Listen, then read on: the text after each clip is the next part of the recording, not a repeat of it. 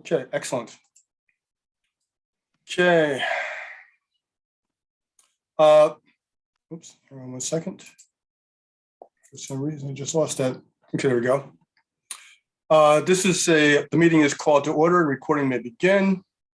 This meeting of the Economic Development and Employment Committee of Brooklyn Community Board 2 is called to order and is being recorded for public access and archiving in accordance with New York State's open meeting law. It is the practice of CB2 to conduct remote meetings with all committee members' cameras on. Public attendees are also encouraged to leave their cameras on, particularly if you are given the floor to speak. All attendees, please keep your microphones muted when you're not speaking. To maintain an appropriate discussion and voting process, I will make it known when and which topics are open for comment by committee members, board members, at large and the general public. If you have questions that fall outside of public comment time, please type your questions in the chat panel and we will address them as time permits. You may also email the district office at any time outside of these meetings. We are committed to providing access for all of our neighbors, regardless of physical ability or limitations. If you require, okay, this is interesting. If you require accommodation or assistance for full participation, please contact the district office 72 hours before any public meeting. We ask that those speaking or presenting use plain language, speak at a moderate tone, and frequently ask if you are speaking loud enough. If presenting, read the title of every slide and describe any image on the slide, such as photos, graphs, and charts.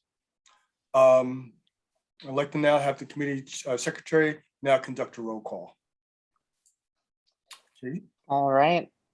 We have Bill Flanoy, Denise Peterson. Hey, Denise, I see you. Catherine Gilman, that's myself. Latrell Masso.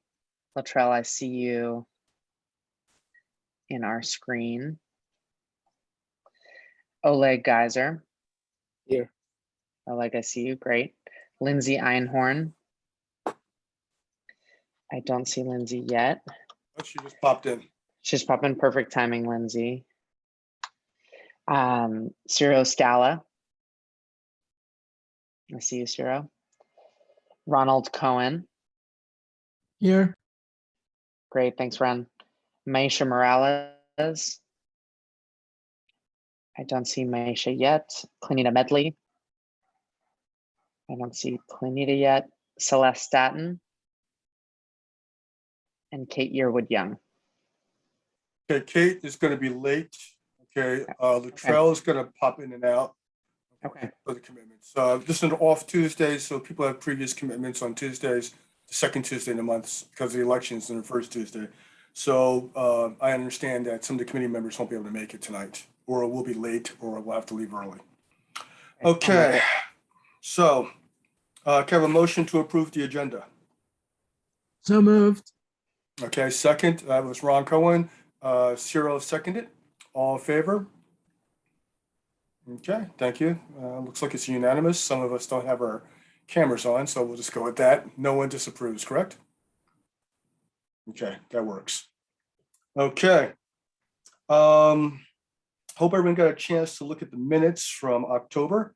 I love these minutes, Kate. I just want to let you know this. I use these minutes for the exec meeting to prep and also for the general meeting to prep. So I do appreciate this. They are awesome minutes. Thank you so much. Did everyone have a chance to look at the minutes? Any corrections, comments? Hearing or seeing none? We'll approve by ascension. Okay. We have a presentation tonight of the HOPE program, which I'm looking forward to. I believe it's Carmen Crawford, the community outreach specialist, who's going to do the presentation. Is there anyone else that's going to be presenting with you? Can't hear you. There you go. I think I lost you. You said, is anyone else joining? Anyone else doing presenting with you? No, just me. Okay. Cammy. Okay. Oh, Cammy, I apologize, Cammy. Forgive me. Okay, no problem. Okay. Floor is now yours. Thank you. So again, I am Cammy Crawford. I'm the community outreach specialist here at the HOPE program. Are you guys hearing me okay?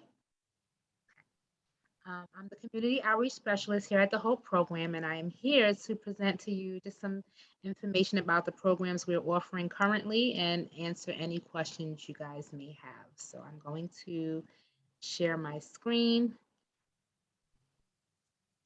and begin our presentation. So at the Hope program, we work, we grow, we also sustain.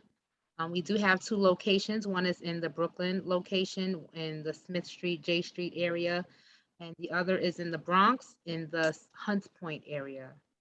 We're currently running our programs either remote or hybrid. We do have a current class in our Brooklyn office, like a pilot, in person, where it's just like maybe 14 students. So it's a trial thing, but then we're going back to remote, and I believe we'll like switch it remote, in person, remote in person. Okay. So I am going to start off with our numbers, just to give you an idea of our impact. We do serve 500 New Yorkers annually. We have a 77% job placement rate, where 77% of our participants are getting jobs within the first 30 days of completing the programs. We have a 93% 90-day job retention rate and an 82% one-year job retention rate where they are getting promotions. We are celebrating these things with them, with the milestones with them, with gift cards and different incentives to celebrate their success. At the Hope program, we do offer 6 programs. Trying to move. I don't know if you guys see this thing. It's just in my way. Get rid of it. Yes, we can see it. Just continue. You can. How do I get it out of my way? I don't want to see it. I don't want to get rid of it. But okay, so these are the 6 programs that are offered at the Hope program. They are Hope Works, which is our general careers program. We have Sustainable South Bronx, which is our green construction college careers program. We have Youth Build, which focuses on high school equivalency prep for 18 to 24-year-olds. We have a transitional employment program called New York City Cool Roofs, where they're promoting energy efficiency by coating rooftops with this specialized paint. We have another program called Intervine, which focuses on horticulture and landscaping. And we have the Green and Clean HVAC program, which is for high efficiency HVAC, well, heating, ventilation, and air conditioning, and heat pumps careers. I'm going to currently speak about 3 of these programs that we are currently offering at the moment, or recruiting for, I should say. The minimum requirements to attend our program is one must be at least 18 years of age. They must be legally allowed to work in the United States. They must be able and available to attend a full-time program Monday through Friday, 9 to 5. What that would look like in the virtual world is not necessarily being on camera for 8 hours a day, but they are expected to be available, be responsive to emails and phone calls, text messages in real time. They will have independent work, and they will be expected to log into live classes like for maybe an hour and a half in the morning. They'll have some independent work, and then they'll go into like a digital literacy computer class in the afternoon for an hour or so. So they do have the flexibility to still do, other things that may have to take place in their lives, but they just must be available and responsive during those hours. They must meet a drug and alcohol-free environment to attend our programs, but we do allow people who are connected to care and drug and alcohol treatment programs. As long as they're connected to care, they can still join our programs. One must be looking for employment to attend, and we do not require a high school diploma or GED to attend any of our programs. The first program I'm going to speak about is Hope Works, and this program starts on, how do I get rid of this? This program starts on November 29th. One must, if they're interested in this program, they will have to do the whole assessment and stuff before the 29th. So Hope Works is a 7-week job training program that focuses on essential skills, and it helps them build their employment portfolio. And this program also offers a stipend of $50 after the first 2 weeks. So the first 2 weeks is the enrollment period, you to see how serious they are about being in the program. Once they make it past the 2 weeks, they'll begin to receive a stipend of $50 every week. There is additional skills training and services such as digital literacy that I spoke about. They'll learn about Google Suite, how to update their resume, how to job search. There's case management to help them navigate through certain obstacles they may have during the program. There is work wellness because we are a holistic program. So we don't only assist just with the employment, but if they are interested in short and long-term counseling, we will also assist them with that. There's also financial literacy and includes bank and direct deposit enrollment. We do have a partnership with Spring Bank. So if someone does not have a bank account, we will offer them the free sign up with a direct deposit. This program also offers OSHA 10 general industry certification, which has become more popular in the general industry jobs, in the like essential jobs, if you say. There's also jobs in diverse positions in industries such as clerical, maintenance, customer service, animal care, retail, food service. These are the types of jobs someone would get assistance with if they join the Hope Works program. Within our program, we do offer the Hope for Life job retention and career support. So that is our motto at Hope. Once you're Hope for life, and you can always come back because there's lifetime support. As long as you're in good standing with us, we will support you if you aren't satisfied with your job or having issues.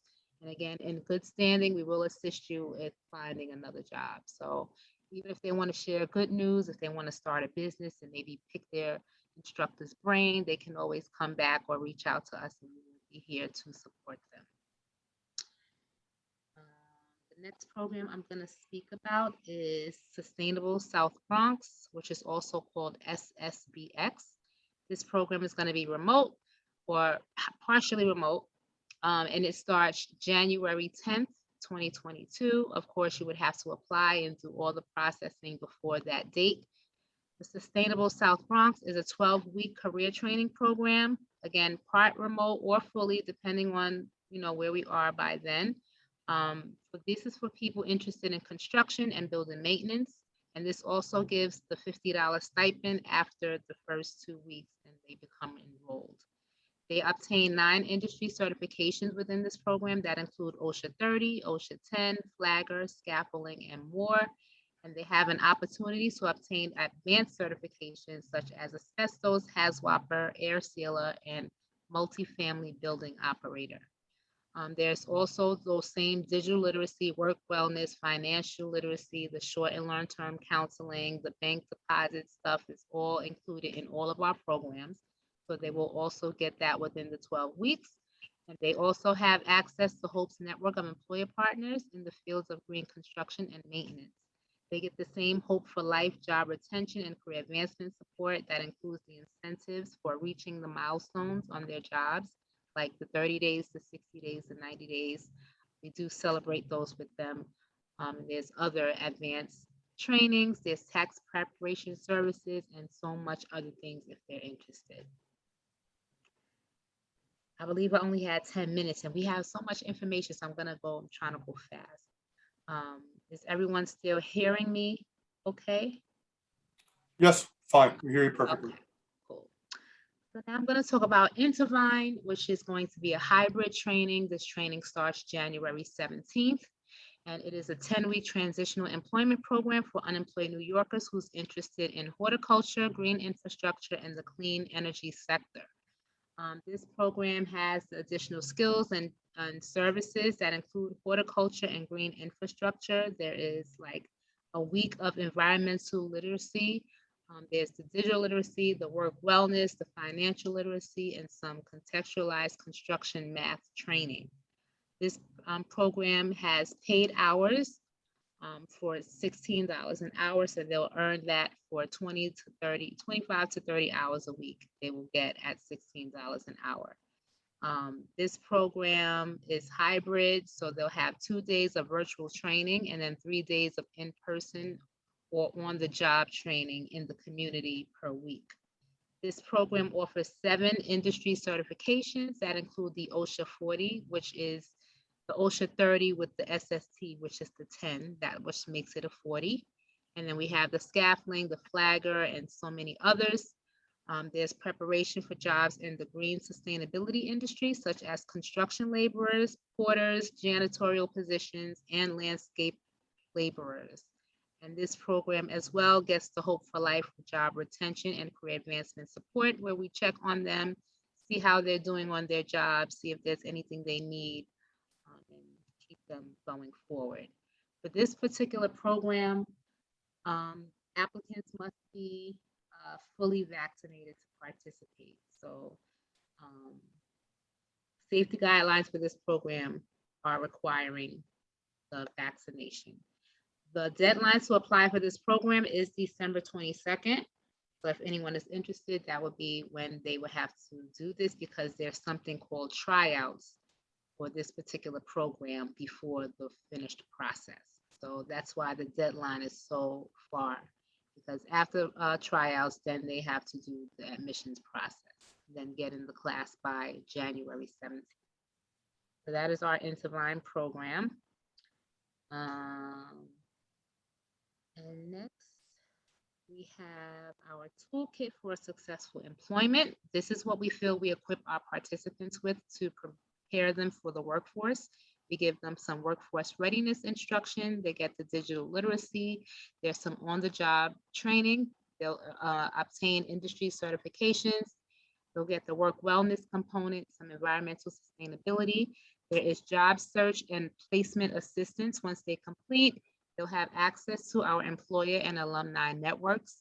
There is career advancement if they're interested, and the best part is the Hope for Life services, where they can return for assistance or support. The admissions process to get into our programs, we have someone must attend a virtual or in-person information session. We do virtual on Zoom on Tuesdays and Thursdays at 1, and then on Wednesdays, we have the in-person at either Bronx or Brooklyn office, depending on which one the person chooses. There is a Hope Universal application that they'll need to complete, as well as a digital literacy pre-assessment. The purpose of the digital literacy pre-assessment is just to see how comfortable they are with using the computer, being that they will be using the computer for most of the class. We don't want to set anyone up and put them in front of a computer and they don't really know what they're doing. So someone must get at least a 50. They must get at least half of it right in order to participate in the program. Within the application, they'll be able to upload 2 forms of identification, one being a picture ID, the other being either a birth or a social security card. There are in-person tryouts depending on the program, and then all programs require an admissions appointment. This is why they have to make sure they apply before the date of the program to complete all of these things. If the person does not have a device or hotspot, laptop, or internet, we will assist them with a loan and loan them those things so they can participate. So that would not be an issue for anyone who does not have a laptop or internet at home. This is our contact information. You can screenshot this if you like. My director, Nikita, her email address is there. I am Cammie Crawford, the Community Outreach Specialist, and my email address and phone number is there. If you know anyone interested or would need the information session links, they can just reach out to me via email or phone, and I will be happy to give them the information.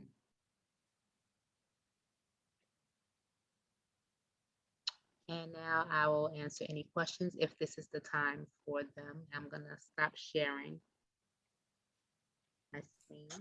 Tammy, Yes, sir. that was beautiful. Thank you very much.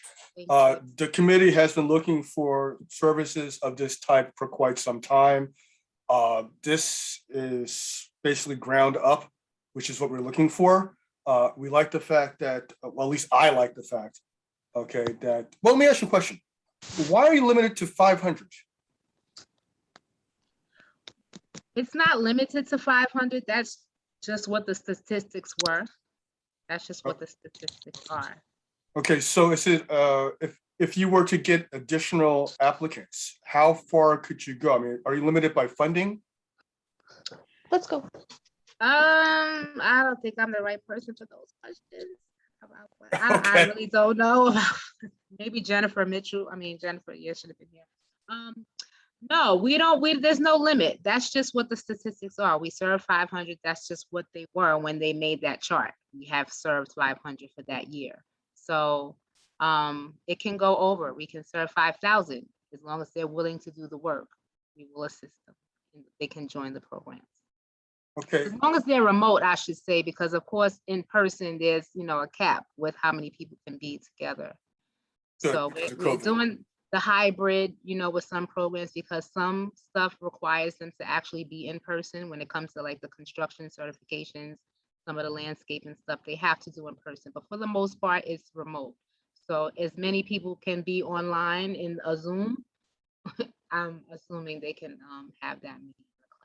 Okay, and we're looking at age basically from 18 until 25, or does it go higher? 18 and over. Only one program has a cap, and that is our youth build, which is the high school equivalency program. And it's for people who are interested in obtaining their high school equivalency. So that's a youth program 18 to 24, but all the rest are 18 and over. If you're 50, 60 and can do the work, you can join the program. And you have a universal application, so if I fill out that universal application, it applies to everything? Yes. Okay, excellent. Okay, I'm wondering if my co-chair wants to ask you some questions. I believe she may. Yes, good evening, everyone. To my co-committee people who I miss seeing all of you so much. And I thought by now we would be together in person, but we're not. And so I think of you guys all the time. So my question, I have a couple of quick questions. So as it relates to outreach, outreach is a very important part of any program because, as you know, as long as people know about it, that's where you can certainly get some participation. So I'm wondering what is the strategy for the outreach particularly in communities where we know that the employment numbers are very, very low. So I do things like this, virtual information sessions, or some people have started opening up and they request in person. I've been to a few schools, so you would just let us know that you have, or whoever the organization is, let us know and we'll make arrangements to do a presentation with them. Well, and that's great. So I can probably share some people that would probably want that. And do you do any on the ground kind of outreach? Do you, or others that work with you, do you go to places like food distribution areas where, for example, there's a Fort Greene public housing, Woodman, Ingersoll, and Farragut? They do a very big food distribution so that maybe your information can be part of their packaging that they receive to consider or to at least know about your programs. Mm-hmm. I think that's something that your organization may want to consider. I do believe that you presented at the 88th Precinct Council meeting, at least within the last year, or at some point, did you come before the 88th Precinct Council or your organization? It was at Brown Memorial, I believe, in the sanctuary. No, I wasn't there. Okay. All right. So the second question and last is that I was wondering about your funding, who funds your program? And then the third and last question is about statistics. Can you share any statistics according to zip codes? How do you keep your statistics? I'm writing these things down because, again, I'm just the community outreach specialist, but I will Okay. have my director. I can connect you to my director, Nikita Van Story, and she can possibly answer these questions for you. So I'm writing them down. Okay. So statistics according to zip code, if there's such a breakdown, and the funding, who funds your program? Be interested, state, federal, where you get your funding from to do this. And I'm sorry, the last comment though is, so I was thinking when you said when you were talking about remote, is it does the program offer laptops to people who may want to participate but otherwise don't have a laptop to make that connection? Yes, Okay. we offer, I don't know if you saw it on the slide or heard me, but yes, if a person is interested and they don't have a laptop or a Chromebook or internet at home, we loan them those devices so they can attend the program. All right, thank you. Thanks. Okay, do other community members have questions? I'm sure you do. Yes, Ms. Gilman. Thanks. Cami, thanks for that presentation. I think just to add to what Denise was mentioning, something that we think about a lot as a board with groups who are doing such awesome work like you all are doing is trying to figure out how we can offer up ideas to bridge into the community beyond just presenting to us. And I think Denise's idea of being in those places like food distribution or in public housing or in areas where you can meet people where they are versus trying to find people on some of these solicited Zooms would always be something that comes up for us when we talk to people. I think especially the folks that you're trying to reach, in particular, in any of the kind of lack of laptop or things that'll keep them from finding you. So if there's anything we can do to connect you and be a resource to that, you let us know. We can also brainstorm it. But I loved your presentation. I love all the certifications that you're offering. I love that it's a universal application, so you're not putting a whole lot between people and getting involved here, having it be age open and the kind of diversity of the jobs you're training for. It's such good stuff. So the urgent hope is, how do we get you into our district in as many places as possible? And maybe once your director kind of gets back to you and to us, hopefully with some of those answers, we can see where you already are in the district and start to fill in some of those holes where we can. Right. If you and Denise could put your email addresses in the chat so I can do an introduction and take it from there. I'll put it in the chat. Thanks. Thank you. Ms. Gilman. Mr. Scala, I saw your hand up. Cami, thank you very much for the presentation. I echo my colleagues on the committee.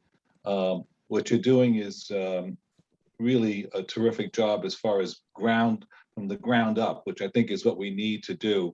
I do want to agree with Ms. Peterson and Kate. I think you should advertise. I think you should get that out there to the public. It seems like a very well-kept secret. When I was hearing what you were doing, I think many people would be very interested in applying. So that's something I would tell your manager to look into in some way, because that's a very important thing. You're really doing something great for the community. I had a question about you have a training, like 7 weeks or 10-week training schedule. What, maybe you don't have this information, what is the dropout rate when you have like a 7-week training period? I know there's a point where they start getting some money, and money is always very nice.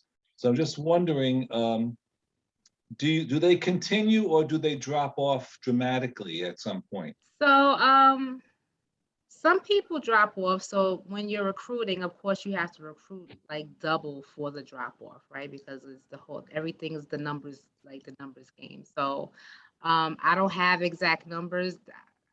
I've never looked into that. That's okay. But I'm sure there are people who drop off. We start classes of maybe 30 and maybe 4 will drop, by graduation. Oh, okay. Well, something like just that. as long as the percentage. I mean, people go through things, and they think they can do it at the time, and the time it may not be right for them, but they want to try to go through it and then have to stop for, there's different reasons why people stop going. And also, do you work with local unions?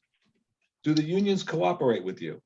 I know for the construction program, I don't think we are getting people in the union. No. So that could be a challenge for you, isn't it? I really wish some other people were here. I'm so That's sorry. I don't want to put you on the spot. These are just what you know why you're getting a lot of questions? Because we're all very interested in what you're Yeah, doing. yeah, So definitely. I would encourage Mr. And Fenoy we to have partnerships with NYCHA, with HRA, so we're all over the place. I mean, I don't know why we're not where you guys are, but we're out here. well, I We're mean, in this- yeah. you're doing the best job, and I think it's terrific. That's all I was. Those are my questions. Thank you very so much. much. So I will definitely, if you would like to be in the loop in the email, you can put your email address as Thank you. well and have my director get to you guys. I'm so sorry that I am not, I don't have those answers. Cameron, you gave us the basics that we needed to hear, which is why we're very interested in hearing more. So trust me. As a matter of fact, I was going to invite you back in February. I want to see what type of recruiting you had back in November and December and see what the outcomes were also for January. And I'd like to see you come back in February, and we'd like to have a little deeper discussion with you. I'm letting you know that up front already. Okay, any other comments, questions? Hi, this is Latra. I'm sorry, I've been in and out, but I wanted to know, I don't know if this question was answered, but do you have any success stories that you can share with us? I personally don't know. Okay, thank you. Now, you mentioned also continuing education. Okay, with the continuing education, what exactly does that encompass? What does that actually mean? I'm far sorry, as- say that again? Continuing education, you mentioned continuing training, sorry, continuing training. Contin- You mentioned in your presentation that there's additional training that occurs. Okay, for one of the programs, if they're interested in additional certifications or advanced certifications, I believe that was Sustainable South Bronx. If they're interested in asbestos, HAZWOPER, which are advanced certifications, they can stay longer and obtain those certifications. Okay, beautiful. So And like a also- few extra weeks for however many hours it takes to get those certifications. Okay, now are you limited by borough? For instance, if I'm in Brooklyn and you're doing your training in Bronx, if it's virtual, that's not a problem, is it? Even if it's in person, if you're willing to come to the Bronx, sure. It's open to anyone in all 5 boroughs. As long as they're willing to travel, if it's in person, they can join the program. Now, the opportunities that you were mentioning before, the employment opportunity, training opportunities, is it possible for you to send us some information about that so we can actually pass it out to our community? Sure. Because I believe the deadlines are fast approaching, so it'd be nice if you could actually send information to us so we can actually have it posted and actually distributed throughout the district. Because the job training that you're looking at, basically, the short term, it looks like these are entry-level jobs that potential for growth. And also some of the jobs with the $16 an hour wage, that is, well, stipend, okay, it's actually quite nice. Okay, so I think a lot of individuals would be interested in doing that. So the Intervine program, they're actually working. So that's why it's $16 an hour. The other two is the program, and just to hold them, they give the $50 stipend. But for that one, they're actually working, like they're an employee. Okay. Yeah. Okay, our board office has posted into the chat, okay, our marketing and promotional announcements to the board.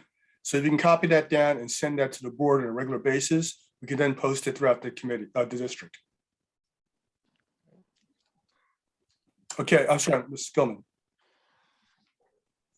Cami, between the 2 hubs, I know it's a little bit different now with virtual, kind of throwing a bunch of different locations into the mix for people. But before the pandemic, I guess one, how big is your presence in the Bronx versus in our district at the kind of J. Smith Street area? Is one older than another or more established, or is this kind of 2 arms that are in the same place for Hope? So I was hired April 2020, and I thought I would be in the office in 2 weeks, and I never made it. So my learning of the organization was completely remote, so I didn't really get the full, like the full thing, History. because it was like they were still figuring out how they were going to be remote. So I can't tell you how it was before because I wasn't there. No worries. And I know Sarah mentioned this and Bill, but definitely all the questions we're throwing at you, like happy to have you talk to your director and come back. It's more so we can kind of enthusiastically tell you everything we think at the, in real time. And then you can circle back and let us know, but none of it is to like, have to know everything right at once. We're so happy to have you here. And I guess my question to that end is, what can we do for you? Like, is there anything that is really hard for you right now in our district that you're trying to achieve that you need help with? Well, it seems Besides like you what guys we have talked about already with marketing? offered. You guys have already offered to share and connect. Help us connect. Again, I just do presentations, so I'm just so sad that no one else is here to really get into what you guys need, because it's like almost like you're not getting what you really need because I don't have those answers. No, as long as you can basically just send our message and then we can keep the conversation going as a next step, then it's all awesome time. So thank you for taking all of our questions on. No problem. Cam, trust me, we're going to do outreach to your director. We will be I'm doing gonna outreach. actually give you guys. I'm gonna Okay, put her email address in the chat. that might be a good idea. Okay, I need Cammy, to to put her look it up. email so we can just reach out directly to her. Okay, through the board office people. Okay, make sure that's correct. You're going through the board office. Ms. Einhorn, I saw your hand raised. Yeah, I was just going to recommend that maybe at one of the upcoming meetings, if your director was able to come, we have community forum, and she doesn't have to show up on time to the meeting. She can come at like 7:00 and just take the opportunity to talk to us about how we might be able to connect better. Because we have a lot of connections within the community and the resources, both on getting you to the type of participants you might be looking at, but also to the employers, which might be a really good resource for you guys, and also for us to be able to better connect individuals in our district to those jobs, and helping close that loop for you. Thank you. Okay, thank you very much, Cammy. We really appreciate what you presented. It was what we've been looking for quite some time, for opportunities for training and job placement. So thank you very much for that. You can stay for the rest of the committee meeting if you wish. More than welcome to. Thank you. Okay. So next on the agenda, okay, is the chairperson's report.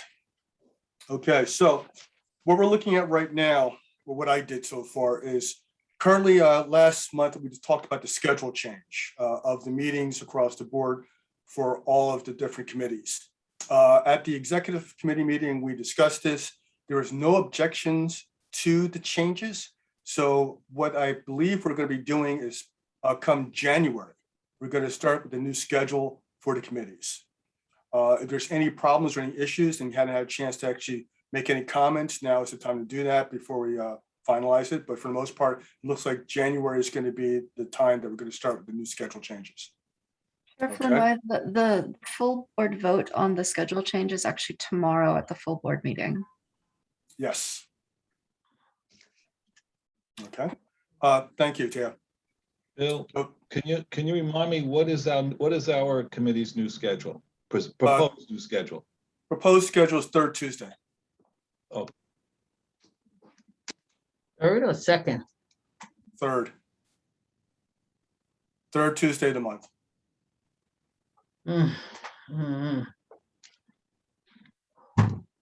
Third Tuesday. Well, anyway. Okay, so there's the schedule. Tia is currently showing it right now.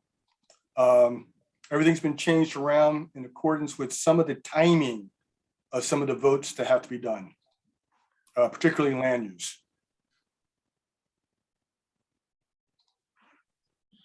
Okay, everyone get a good look? Okay, speaking of tomorrow's vote, elections are coming up for the district. Okay, so I would suggest everyone attend both the November and the December meeting, okay, because that's when we're going to be electing or voting for the new chair, vice chair, second chair, and also secretary. Okay, so please make sure you show up for that. Come January, as you all know, the elections for the area, okay, for basically assemblymen and so forth and so on, has occurred, and we now have an idea of who's going to be now the electeds. In addition to that, currently we had the infrastructure bill just pass. Okay, now this is something we've been looking forward to, and one of the things I would suggest is that we put together something that we can start reaching out to all the different officials who are now coming on board in January and basically suggesting how we think that money should be spent or invested, invested in the community going forward. Now, already I see people advocating for different things as far as the funds to be spent. One of the things I saw today was they're looking for the Queens Expressway to get funding for basically because they have, there's a lot of crowding and for the expressway itself during, peak hours, and they're looking to take the funds and use it for that.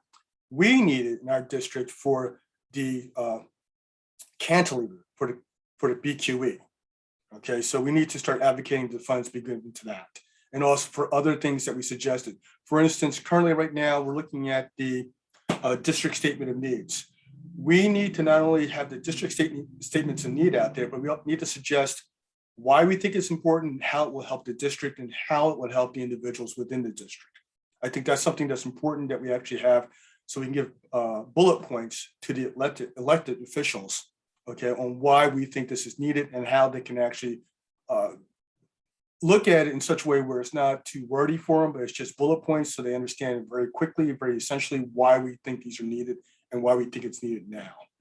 So I think that's something we should be working on. We did all the work so far for the district statement of needs. We voted on it.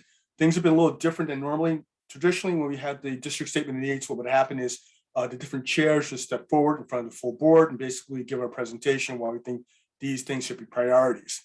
Unfortunately, this time we didn't have that opportunity. Okay, but the thing is, we did vote on it, and hopefully, I think all of you voted on it. The district statement of needs. No, you didn't. No, you didn't. I know the percentages. Okay.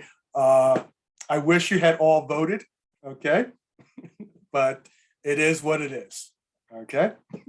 Okay. But at least now we can take it to the second step, and we can now start basically pushing what we figured was needed in the district. Okay. As far as individual level, committee level, and board level. Okay. On November 12th, I'm going to be attending the urban planning session. That's going to be a full day session for urban planning. We did not really do planning for the upzoning. Okay, and I want to be prepared that in the event that anything else occurs within the district or anything else that occurs in Brooklyn, that we have a voice that's actually has sat down and listened to what they consider the planning. So I'm going to be doing that on the 12th, and it's going to be a full day event. I don't know if anyone else is going to be attending that from the board, okay, but I will be doing that. And finally, last week I had the CLS bid, the Court Street Livingston Schermerhorn bid. We had our annual meeting, and basically we had discussions. One of the things I brought up immediately during that was yesterday we had a meeting about the shelter that was going to be at 1 Hoyt Street. Okay, that was a long meeting that went on for until about 10 o'clock at night, 9:30, 10 o'clock. Okay, there was a lot of concern about that. We had a lot of questions. For the most part, the only thing that we could actually make suggestions about is who's going to administer the actual shelter itself. As far as the shelter, we really don't have any input on that. Okay, basically it's out of our hands. But the thing is this, I brought it up to the board, the CLS board, that we have one shelter that's coming in right now at 1 Hoyt. There's going to be another shelter coming in on Atlantic Avenue. Okay, and also we're going to have the Brooklyn prison, okay, that's going to be built very shortly. At the land use committee meeting, we actually began to initiate approvals for the beginning of that. Lindsay, it looks like you want to say something.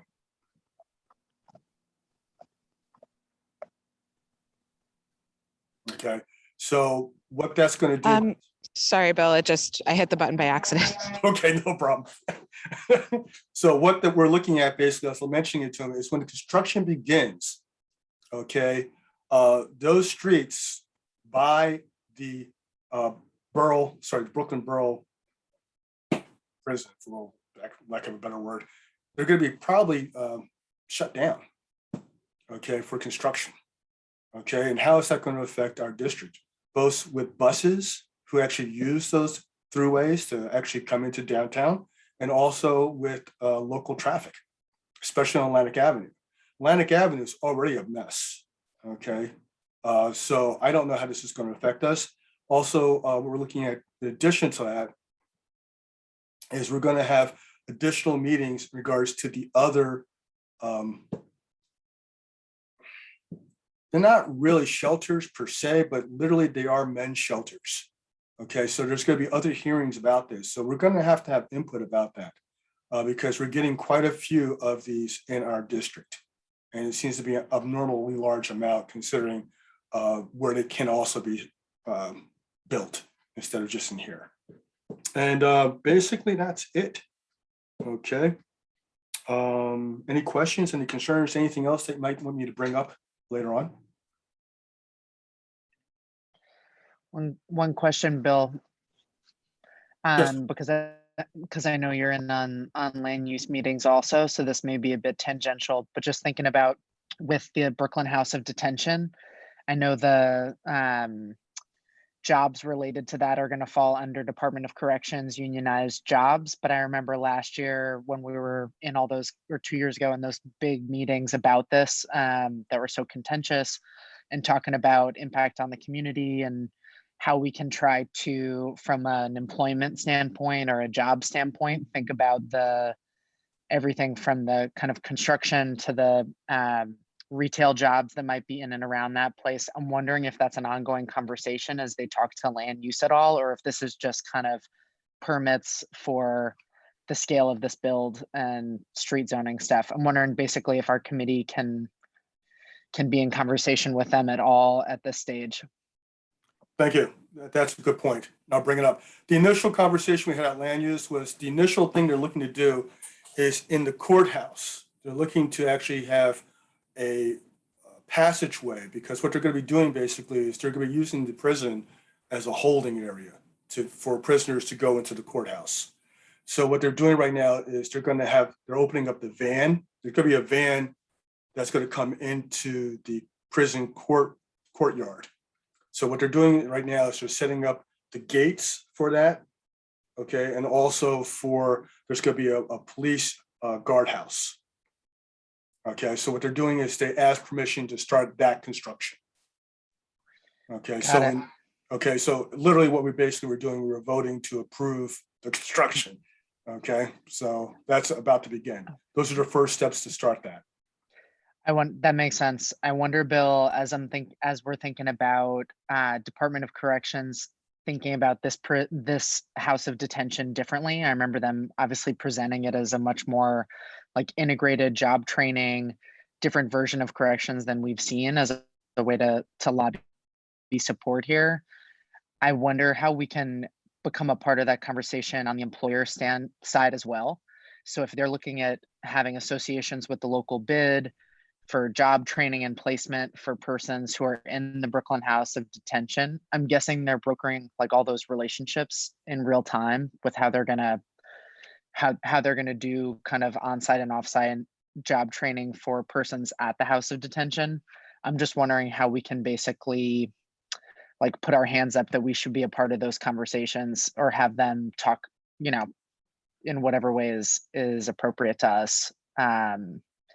If there's like large scale kind of employment training things happening within that system, if we if we also get plugged in on the employer side, the kind of workforce receivers who are going to be working with them. I'm just thinking out loud with you here. No, Kate, by all means. One of the things I'm wondering is if in fact they're just going to be moving personnel from one location to another location.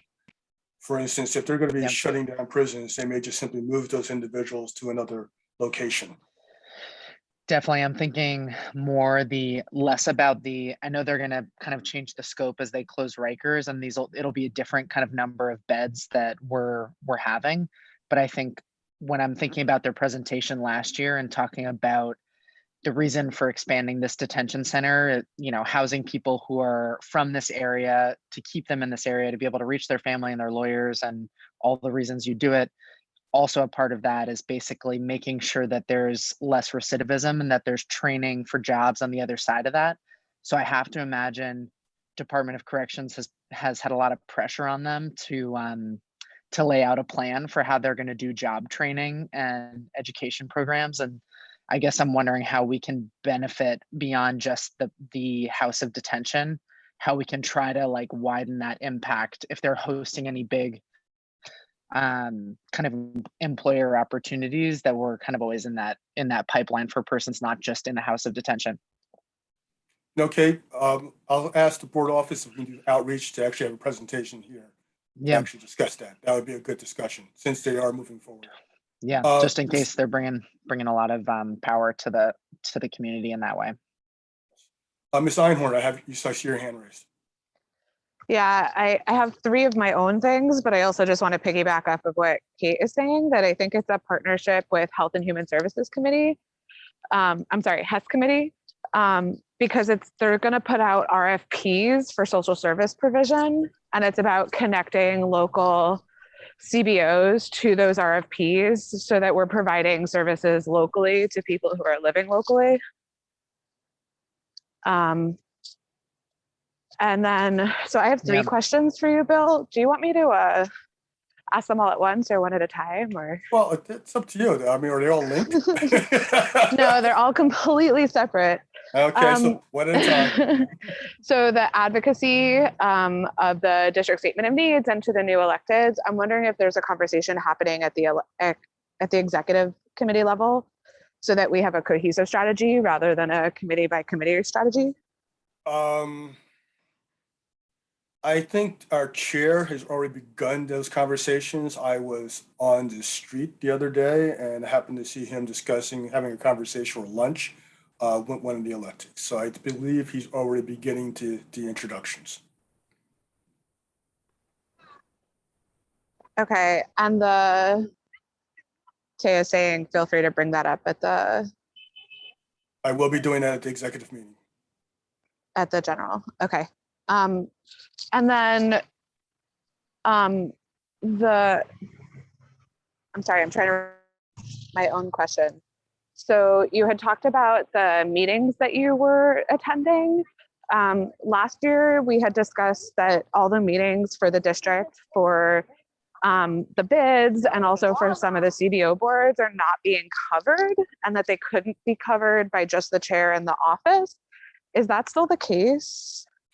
Well, we're trying to fill all those different, the bids, I believe, are covered for the most part. I don't know if we're going to be getting reports. We should be getting reports from all the bids, okay, to the board office, and that are then distributed to all the committees, so we know what's going on. We had talked about, though, that maybe it might benefit committee members to become more involved and take some of those positions and decentralize who's attending all of these meetings. I believe our chair did reach out to individuals to see if they're available. Okay, those individuals who are available, some of them stepped up, some did not. Okay, but for the most part, between the board office and board members, I believe most of them are actually covered. Can you double check and let us know who's attending each of the meetings? By all means, yes. Okay, you had a third question? Okay. The framing of the way that you just spoke about the shelters that are coming into the district, I just wanted to raise that I don't agree with the way that you framed it.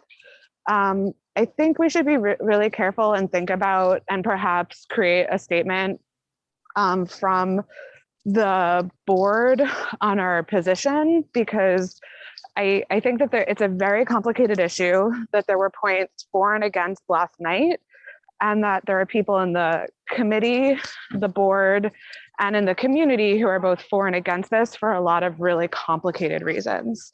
And so I wonder if maybe we can think about that and talk about that in a way that's more representative of what's going on. I'm sorry, Lindsay, you just cut off. Lindsay, you cut yourself off. I can't hear you. Sorry, I was just Lindsay, saying, I'm wondering You muted about yourself. how we're, Yeah. I'm wondering, considering that you represent the board and the committee, if we can talk about how we want to represent, how we feel about people looking for housing in our community. There was the Affordable Housing Working Group. There's also the HES Committee. And I'm wondering if there needs to be a statement drafted so that we're all representing this in a way that everyone can agree with. That would be a matter that the board chair would have to discuss. That would be something you would have to decide. I don't know if we're going to take a position, but that would be up to him to make a decision whether or not we would go forward with that. Taya, are you aware of the next steps and how the approach is being considered? Lindsay, yes, but this is a little far afield of this particular committee. HES is hosting that topic, and so they would be the logical committee to sponsor an action letter. The discussion in the office and with the committee today following yesterday's meeting is that there will likely be a second public session because of intense public interest and because of additional real estate addresses of concern. But I believe that the bulk of that action is going to happen in that committee. No, I understand. There were 3 things that were brought up in the chairperson's report that I think are outside the scope of this committee. And I just wanted, and one of them wasn't perhaps represented in a way that I felt was 100% accurate. And so I just wanted to make sure that it was addressed because it had already been brought up. But I apologize. I do understand I'm taking the committee's time for something that's outside of scope. For what it's worth, I believe that HES committee chair Brandon Smith would want me to say that he always welcomes board members from outside the HES committee to attend HES meetings and always makes time for outside board members to be heard. So please feel free to participate in that conversation.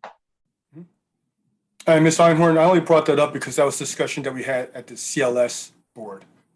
And I was just mentioning it to the committee. Mr. Scala. Bill, I think I think we're getting off track here. I understand what Lindsay's talking about, and I think that's a very big topic for our community and very important topic. But I think our topic is jobs, unemployment, small business, and I think what Kate was relating to, how do we as a committee support our community to try to build that and strengthen that? We know there's unemployment in our community. I don't know if we have statistics as to what is the unemployment in our district. Maybe we should get that and try to look at that and where is it, what location and what part of our district does have a high rate of unemployment. I also think we should talk about the small businesses in our community that were hurt from COVID and try to get some representation to talk to us about what their needs are with the new electeds. I mean, I think we should stay focused on our committee, not that we should not be reaching out to the others, and I agree with that. But, you know, we are only here to do our job with this focused committee. And I think we shouldn't get off a field, and we should really keep our eye on the prize there. That's my statement. I wish we can get some statistics and we could keep rolling along on that. I think what Kate brought up was very interesting. We will have a jail in our community, and they are telling us that they're going to have, it's not going to be the typical jail, which of course, I'm dubious about from the Department of Corrections, their history. So I think putting their foot to the fire would be a community job for us to do because we do want these people to have jobs. If they're having jobs, then they're going to be contributing to the community.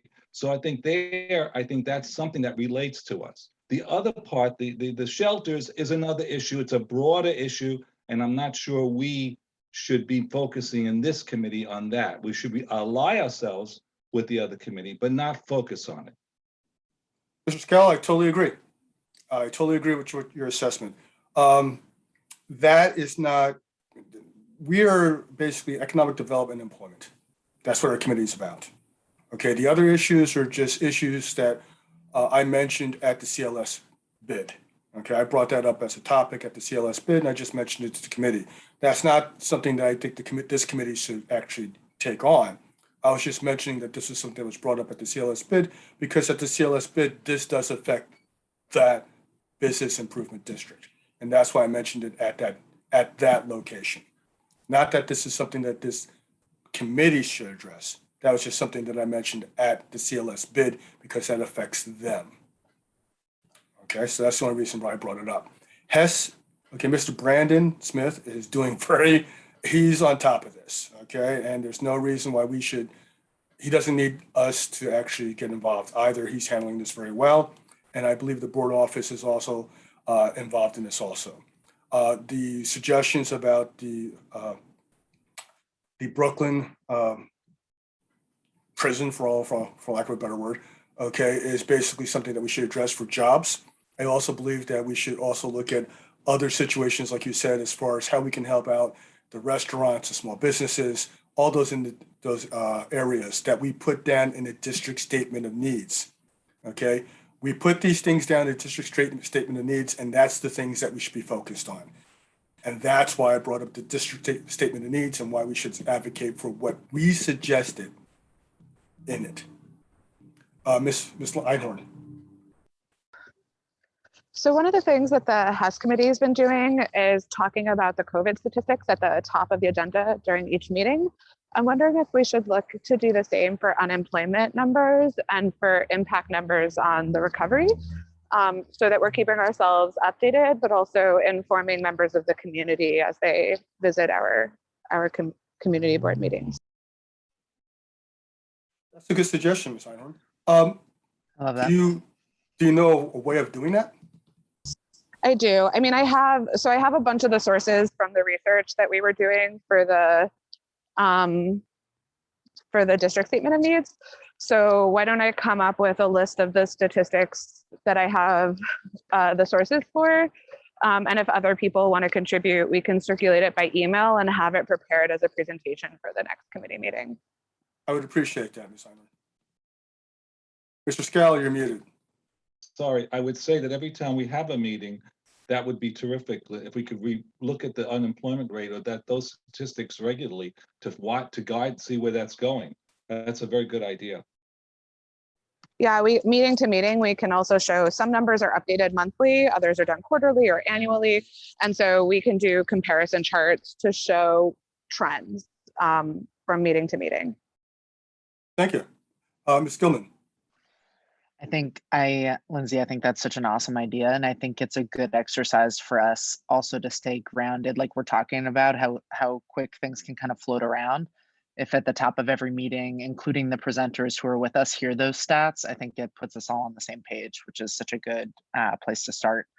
And I wonder, similar to tonight's meeting with Cami, where there's a lot of follow-up, and I know the same thing happened with our last presenter, where there's a lot of kind of unanswerable questions in the moment.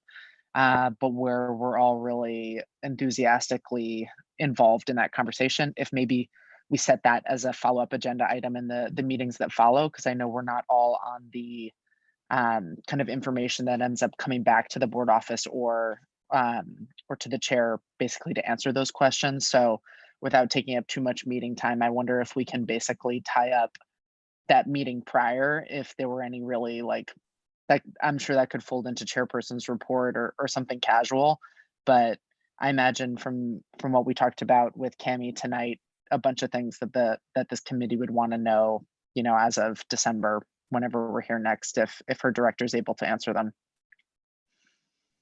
I agree. Last month, of course, as you know, we had Lisa Ennis from the Small Business Advocate, okay? That was what we've been asking for small businesses for quite some time. An advocate that can help them with licensing and everything else. And she presented, and everything she presented was exactly what we're asking for in the last year's district statement of needs. So when we see that type of follow through, we should reward it by basically then emphasizing it and making sure that word gets out.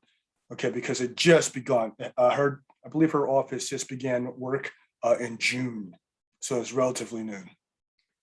Bill, are there any statistics that we could add to what the unemployment? Is there a statistic about businesses that are going out of business? Is there something we could tap into to see what local businesses, how that flux is happening, what's closing, who's going out of business, and is there some way of tracking that to find out where the businesses are closing and where they're not, where they're growing too? There may be some areas, hopefully, that there's some robust growth. So I'm not sure we can maybe match that with the unemployment. That could be an interesting statistic for us to watch. I don't know if that's possible. If the committee members would like to do some research to see if we can find those stats, I will welcome it. Okay, Ms. Einhorn, your hand is up again. Yes, perpetually, apparently. I was wondering if maybe you would be interested in partnering with me on putting this together. Maybe I could do the unemployment numbers and you could start looking at some of the small business numbers and we could partner on this as a joint project. Ms. Einhorn, you were asking me or Mr. Scala? Mr. Scala. Okay. Thank you, Lindsay, for the offer. I will do my best. I'll look up I'll try to find out if we can get some statistics on that situation. And I'll see if I can, I'll email you or we'll just communicate and see where we go with that. Thank you. And then also to Kate's point, could we double check that, like, because we had talked about last year that when we have presenters, that there are a couple of questions that we want to make sure that they know that they're going to get, every presenter is going to get them. Is that information still going to them? Yes, the board office did suggest to them the questions that we would want to have answered. So that's still ongoing. Perfect. Perfect. Thank you. Yeah, sometimes the stats aren't available that we're asking for. Okay, but they are being asked for. Okay. Thank you. I love this. Committee members, I love the involvement and also the back and forth. Okay, I appreciate that greatly. Okay. Anything else?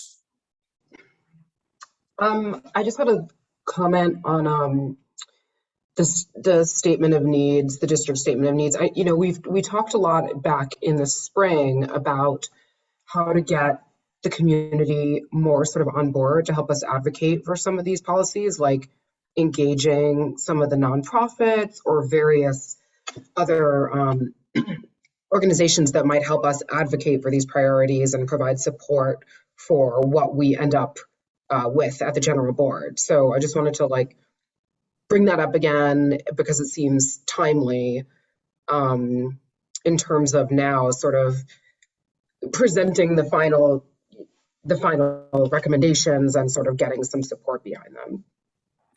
Hi, Kate, this is Thea. I'm so glad you asked. ADM Carol Ann Church and I have been having intense conversations about SDNBR because we have sort of been teaching ourselves this quarter. We are aligned in our motivation and hope that at this time next year, the office staffing will look very different. The coordinated idea that we have is that we'd like to actually, we've typically started, and apparently as of 2 years ago, there was no typically, but the last 2 years we have started with sort of inviting each of the committees to do open brainstorming, which last year led to way too many requests. I think you had to vote from 120 down to 40, which was quite a large funnel. And this year we had just about the right number of requests, but you're right, it was missing that element of how do we know that this is representing the full breadth of our community and not just the 46 board members present, right? Our goal is we'd actually like to try starting with an open public survey next year, something more along the lines of the Would be great. like participatory budgeting kind of. Thank you very much. Yeah. Participant, yes, exactly. Which, as we know, a lot of the city council members have not either had the bandwidth or chosen to engage in themselves. So what's great is that the community district actually straddles multiple city council districts. So I think that could be both engaging and possibly informative and useful for other entities. So we are totally with you. I'm appealing to the FMP committee, like let's get this office fully staffed, because we have the energy and the technical knowledge and the ideas to get a lot more done next year. So we're hopeful. That sounds great. Thanks, Taya. Yeah. The board office has done an amazing job based on how few people you have there. So no apologies are needed. Totally. Yeah, you've done a phenomenal job. So I just want to say thank you very much. Okay. Ms. I don't see Einhorn. your face, Sarah. That we're not seeing you this evening.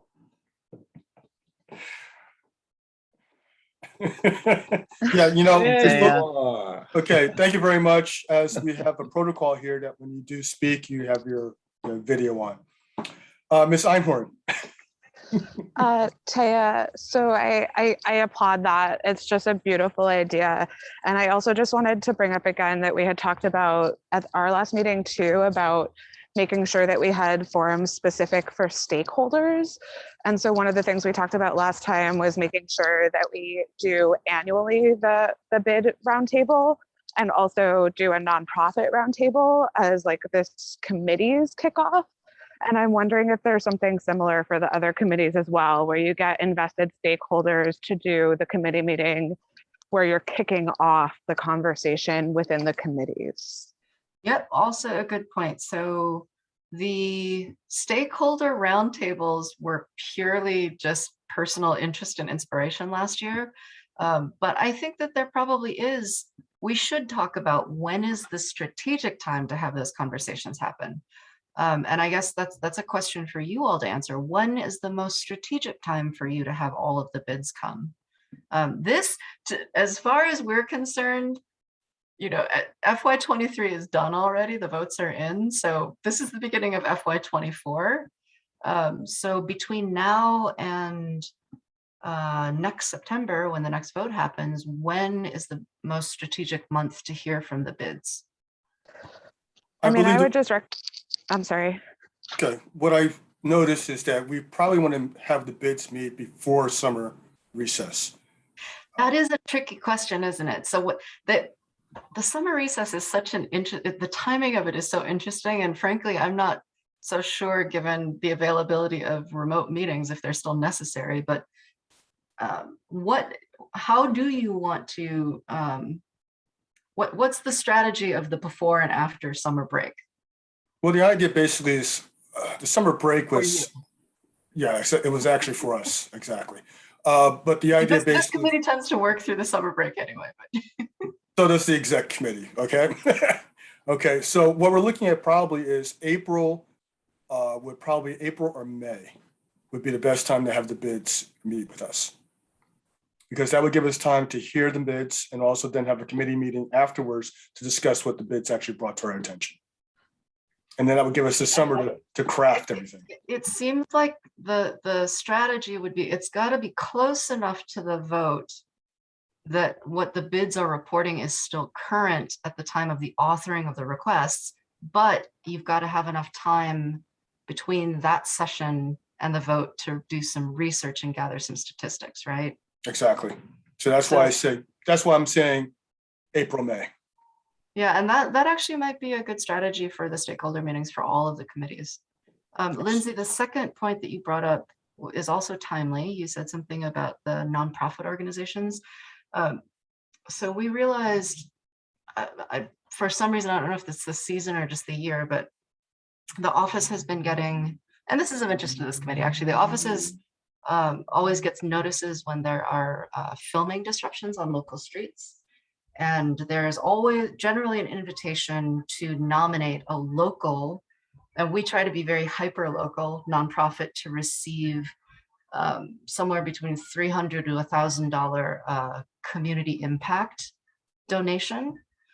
And rather than doing it piecemeal, and also to ensure that those donations get spread out equally, I'm working on a spreadsheet of all of the nonprofits in the district. So the Yucca committee, the CA being cultural affairs, they are going to have a roundtable of the cultural orgs in the district.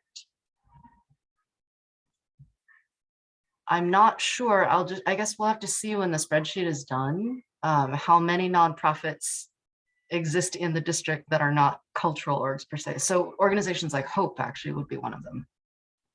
So that's a great roundtable group. Yeah, so Tay, I'm really glad you brought that up because it's something. So 2 years ago, we had a really extensive contact list for all the CBOs. And one of the former, so one of the former board workers has denied me access since they left the board office. Okay. So I have one of the older versions. It sucks because we spent a lot of time on it. And I agree with Bill that I think the spring is when we do it because traditionally we hold a couple of committee meetings in the spring. We garner input, we work on it and do research over the summer, and then we bring it back as a final product to the board in September and vote on it as a committee in October before it goes to the general. And so if we could do April for the CBOs, May for the bids, June for our last meeting, and then go into the summer to do research. Great. That sounds ideal. It's like you're in my head, Lindsay. So I have been working on this as sort of an exercise of, again, training myself. But I have been starting to think of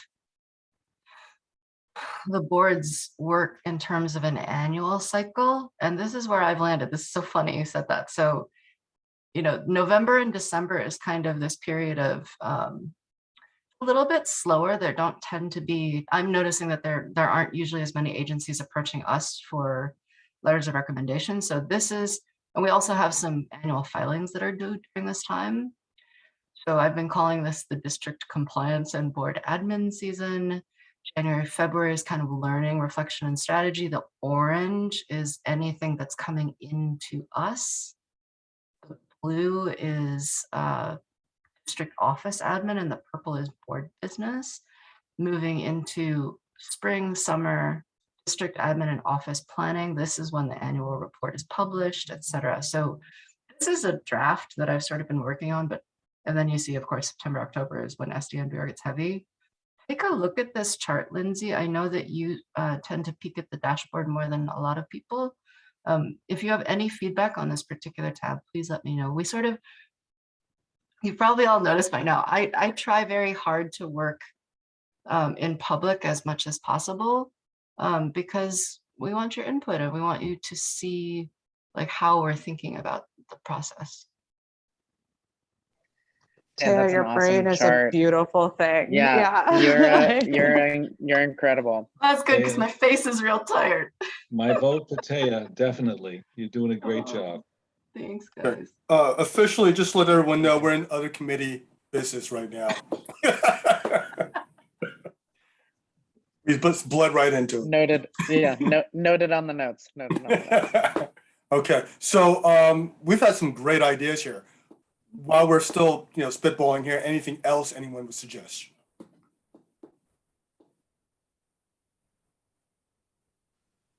So I do suggest, Bill, that with the advocacy, I 100% believe we need to employ the district for that. And I think the committee should make recommendations to the executive board.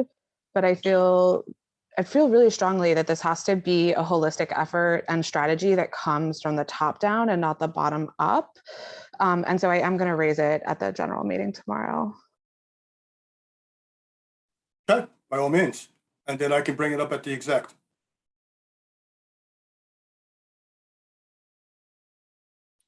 Okay, anything else? Okay, we now have community forum.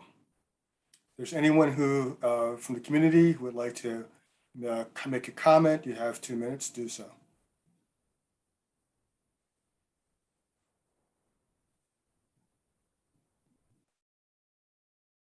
You can just raise your hand to enter a comment in the chat.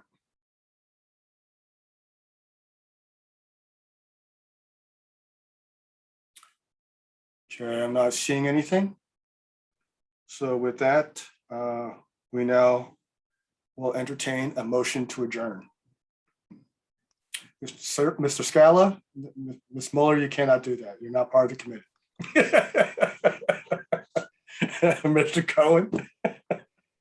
Okay, excellent. Beautiful meeting, guys. Thank you so much. This is awesome. Ms. Gilman, can you do me a favor, please? Can you give me some bullet points on what we discussed tonight so I can make sure I have them so I can. I was just thinking I'll send in the full notes right now, so there's no delay this time, and then you're right before the general anyway. So I'll send it in right now. Thank you, appreciate that. No problem. Anything else? Yes, Mr. Scala. No, I'm saying good night. I think it's a great meeting. I think so too. Yeah, terrific meeting. And by the way, I sent you all emails tonight. I'm probably going to be doing a lot more emails to you individually, just to keep in touch with you all. I appreciate the attendance. We may be losing a few committee members for reasons that have nothing to do with service, but with other reasons. So I just want to let you know that. Okay, so thank you very much, everyone. Enjoy the holidays upcoming, Thanksgiving. I do Be have safe. one more question for Taya. I noticed that my name is not on the committee list. I know you do a great job, but you left my name off. So No. Where? when you do the published, all the different committees, I didn't see my name on the committee. Oh. On the So minutes or on which- the website? No, on the general, anyone could look up who's a member of what committee. On the general- website? Yeah. Okay, I'm going to stop recording and we'll share some administrative backend notes. 1 second.